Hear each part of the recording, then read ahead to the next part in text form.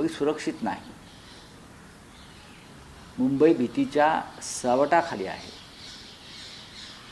आणि महाराष्ट्राचं गृह खातं, महाराष्ट्राचं पोलीस दल, महाराष्ट्राचं इंटेलिजन्स हे फक्त आपल्या राजकीय विरोधकांमध्ये फोडाफोडी करण्यासाठी, दहशत निर्माण करण्यासाठी वापरलं जातं आहे.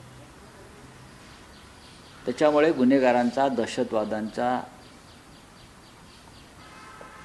ची मानसिकता अशी आहे की इथे आपण काही केलं तर आपल्यापर्यंत पोलिसांच्या हात पोहोचणार नाही. मी ईश्वराकडे प्रार्थना करतो की फक्त अफवाच ठरू द्या, ही अफवाच ठरू द्या. विधानसभेचं अधिवेशन सुरू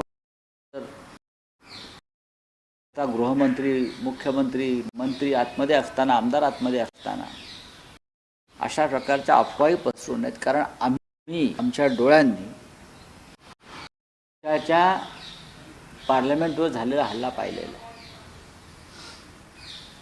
आणि तेव्हाही भारतीय जनता पक्ष सरकार होतं.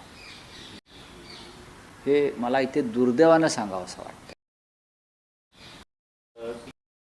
अमेरिका आणि इस्रायल यांचे युद्ध सुरू आहे, मात्र चीनला तिकडनं तेल आणण्याची परवानगी